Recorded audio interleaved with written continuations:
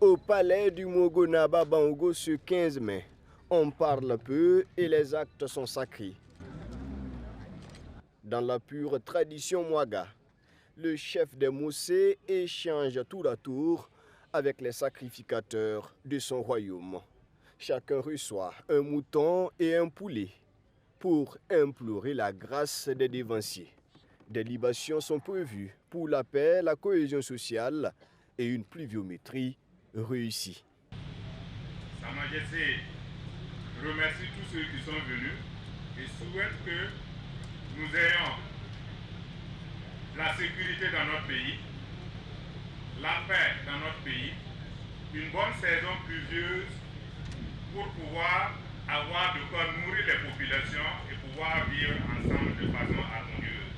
Au cours de cette journée dédiée aux coutumes et traditions, adeptes de la tradition et population communient autour des valeurs ancestrales.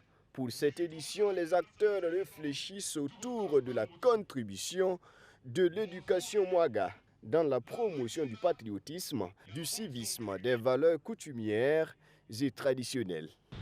C'est par l'éducation que nous pourrons avoir le respect pour les autres et c'est par l'éducation que nous pourrons vivre ensemble de façon harmonieuse. Sa Majesté a souhaité longue vie à tous ceux qui sont là. Souhaiter que les enfants à qui on donne l'éducation puissent écouter et appliquer effectivement ce que les aînés, les parents, les enseignants leur auront donné comme instruction, comme éducation. Pour ce cadre de réflexion et de partage de connaissances consacrées à la promotion et à la valorisation des valeurs traditionnelles, 3 sous-thèmes sont retenus, dont l'un porte sur les savoir-faire endogènes, éducatifs et culturels des Moussé. Et donc la communication expose rapidement les différents savoirs. Par exemple, le premier parle de le savoir craindre la honte. Chez les Moussé, c'est extrêmement important. On éduque l'enfant du ventre de sa maman jusqu'à la tombe qu'il doit craindre la honte. Pourquoi? Parce que quelqu'un qui pose des actes honteux, non seulement salit son nom, le nom de sa famille et de ses parents. Le deuxième, par exemple, axe, c'est le savoir parler mourir.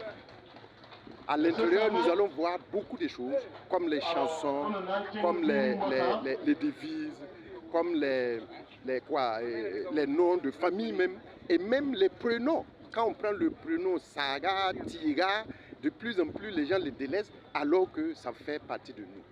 En plus de cette conférence publique, il est également prévu pour cette journée dédiée aux coutumes une projection cinématographique du film Katanga, la danse des scorpions, les talons d'or de la 29e édition du FESPACO.